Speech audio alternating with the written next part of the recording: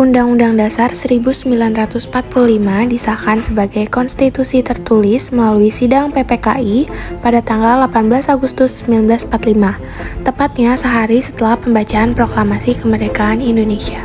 Perubahan atau penyempurnaan terhadap Undang-Undang Dasar Negara Republik Indonesia tahun 1945 yang merupakan hukum dasar tertulis dan tertinggi di Indonesia yang telah dibahas dalam Rapat Wakil Rakyat dengan memperhatikan hak. Pengertian amandemen menurut para ahli. 1. Menurut Husni Tamrin, amandemen dilakukan untuk menyatukan kaidah-kaidah pokok penyelenggaraan negara agar lebih utuh guna mencapai tujuan bersama negara dengan mengubah dan menyempurnakan kaidah-kaidah pokok penyelenggaraan negara, memajukan hak-hak rakyat dan demokrasi, membangun transparan pemerintah, dan juga lembaga untuk memperbarui perkembangan zaman. Menurut Smith dan Zurcher, Konstitusi atau American Convention, amandemen adalah penambahan perubahan yang dilakukan terhadap konstitusi berupa tindakan mengubah teks atau tulisan pada dokumen resmi. Dalam hal ini menyangkut ketentuan hukum dan undang-undang. Menurut Sujiatmiko, amandemen merupakan solusi yang harus ditempuh untuk menyempurnakan konstitusi sebagai aturan tertinggi negara yang selama ini belum lengkap. Amandemen Undang-Undang Dasar 1945 diadakan oleh MPR sejak tahun 1999 sebanyak 4 kali. Amandemen pertama Undang-Undang Dasar 1945 pada sidang tahunan MPR yaitu pada tanggal 14-21 tahun 1999. Antara lain Pasal 5 Ayat 1 yang memiliki kewenangan membuat undang-undang. Pasal 7 berisi perubahan pemegang jabatan presiden, pasal 9 berisi persetujuan presiden selama masa jabatan. Amandemen pertama meliputi 9 pasal dan 16 ayat, yaitu pasal 5 ayat 1, hak presiden untuk mengajukan RUU kepada DPR. Pasal 7, pembatasan masa jabatan presiden dan wakil presiden. Pasal 9 ayat 1 dan 2, sumpah presiden dan wakil presiden. Pasal 13 ayat 2 dan 3, pengangkatan dan penempatan duta. Pasal 14 ayat 1, pemberian grasi dan rehabilitasi. Pasal 14 ayat 2, pemberian amnesti dan abolisi. Pasal 15, pemberian gelar, tanda jasa, dan kehormatan lain. Pasal 17 ayat 2 dan 3, pengangkatan menteri. Pasal 20 ayat 1-4, Dewan Perwakilan Rakyat. Pasal 21, hak DPR untuk mengajukan rancangan undang-undang atau RUU. Amandemen kedua Undang-Undang Dasar 1945 yang dilaksanakan pada sidang tahunan MPR pada tanggal 7-18 Agustus tahun 2000. Perubahan kedua merupakan membawa perubahan terkait berbagai aspek seperti kewenangan dan posisi pemerintahan daerah, peran dan fungsi DPR, serta penambahan mengenai hak asasi manusia. Amandemen ini mencerminkan pentingnya otonomi daerah dan pengakuan terhadap satuan pemerintahan daerah yang bersifat khusus atau istimewa, serta hak-hak tradisional masyarakat hukum adat. Selain itu, amandemen ini juga mengatur lebih lanjut mengenai NKRI sebagai negara kepulauan, memperluas jaminan konstitusi hak asasi manusia, sistem pertahanan dan keamanan negara, pemisahan struktur dan fungsi TNI dengan Polri, serta pengaturan bendera, bahasa, lambang negara, dan lagu kebangsaan. Berikut ini adalah pasal-pasal, yaitu ada pasal 18B, pasal 19, pasal 20, pasal 20A, pasal 22A, pasal 22B, pasal 25A, pasal 28A, pasal 28C, pasal 28D, pasal 28E, pasal 28F, pasal 28G, pasal 28H, pasal 28I, pasal 28J, pasal 30, pasal 36A, pasal 36B, pasal 36C. Amandemen ketiga Undang-Undang Dasar 1945 berlangsung pada tanggal 1 hingga 9 September 2001. Dalam amandemen ini terdapat 23 pasal perubahan dan 3 bab tambahan. Perubahan mendasar melibatkan penegasan bahwa Indonesia adalah negara demokratis yang berdasarkan hukum konstitusional, restrukturisasi, dan perubahan wewenangan MPR, pemilihan langsung presiden dan wakil presiden oleh rakyat, mekanisme pemakzulan presiden atau wakil presiden, pembentukan Dewan Perwakilan Rakyat, pemilihan umum, perubahan di Badan Pemeriksaan Keuangan, pengaturan keuangan dan proses pemilihan Hakim Agung, serta pembentukan Mahkamah Konstitusi dan Komisi Yudisial. Perubahan ketiga ini terdiri dari 3 bab dan 22 pasal yang diberikan dalam Rapat Tahunan MPR tahun 2001, mengubah atau menambah ketentuan.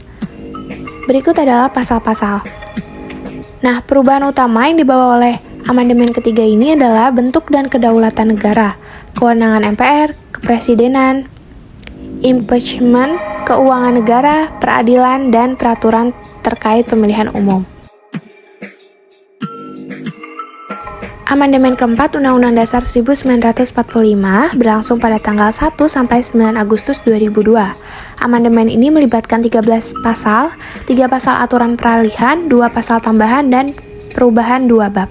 Perubahan penting dalam amandemen keempat ini adalah ketentuan tentang lembaga negara dan hubungan antar negara, penghapusan Dewan Pertimbangan Agung atau DPA, peraturan pendidikan dan budaya, peraturan perlindungan ekonomi dan sosial, serta peraturan peralihan dan pelengkap.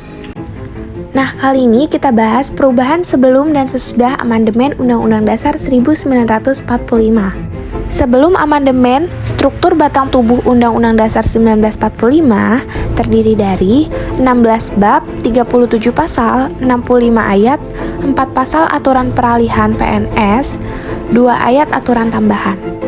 Sesudah amandemen, istilah batang tubuh diganti menjadi pasal-pasal, dan struktur konstitusi mengalami perubahan signifikan, yaitu 20 bab, 73 pasal, 194 ayat, 3 pasal aturan peralihan, 2 pasal aturan tambahan. Tujuan amandemen, menurut Husni Tamrin, untuk menyatukan aturan-aturan dasar tentang ketertiban negara agar lebih utuh dalam pencapaian tujuan nasional, dan juga penyempurnaan aturan-aturan dasar tentang jaminan atau pelaksanaan kekuasaan negara kepada rakyat serta memperluas partisipasi masyarakat. Fungsi dan tujuan amandemen UUD 1945 untuk kepentingan negara Republik Indonesia antara lain dapat menyempurnakan aturan dasar penyelenggaraan dasar negara dan demokratis dan modern, dapat menyempurnakan aturan dasar negara dan mencapai tujuan nasional, meningkatkan jaminan dan pelaksanaan kedaulatan rakyat, dapat meningkatkan jaminan dan perlindungan hak asasi manusia, dapat melengkapi konstitusi dan melaksanakan kesejahteraan sosial, mencerdaskan kehidupan bangsa, menjunjung tinggi moralitas dan etika, serta solidaritas terhadap bangsa dan negara. Berikut ini adalah alasan adanya amandemen. Pertama, sering dilaksanakan dengan dalih membatasi masa jabatan presiden dalam kaitannya dengan kemampuan cabang eksekutif untuk mengatur dan meringankan aturan yang memberatkan cabang eksekutif. Kedua, sering dilaksanakan dengan kedok penguatan eksistensi pemerintah daerah dan penguatan atau perluasan ruang lingkup hak asasi manusia. Ketiga, sering dilaksanakan dengan kedok perbaikan sistem atau aturan lembaga negara seperti pemilihan presiden, sistem bikameral, dan lain-lain.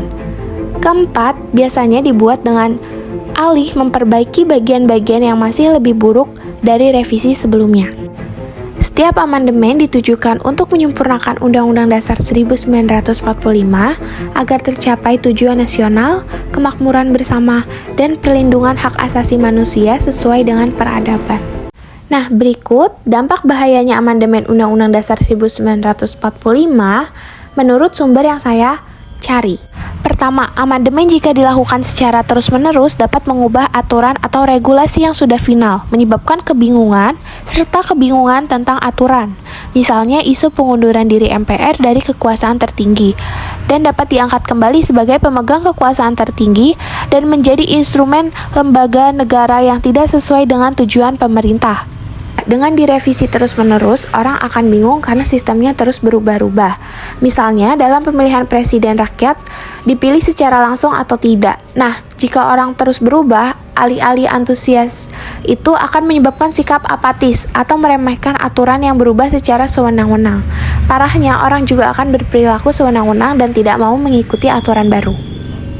amandemen menimbulkan pertanyaan besar tentang keabsahan Undang-Undang Dasar 1945 itu sendiri karena telah mengalami begitu banyak perubahan dan isinya tidak lagi spesifik. Tidak mungkin mempertahankan tatanan dan aturan yang ada dengan lebih baik karena selalu adanya amandemen. Hal itu juga akan sulit untuk menganalisis aturan dan peraturan yang berubah setiap kali ada perubahan.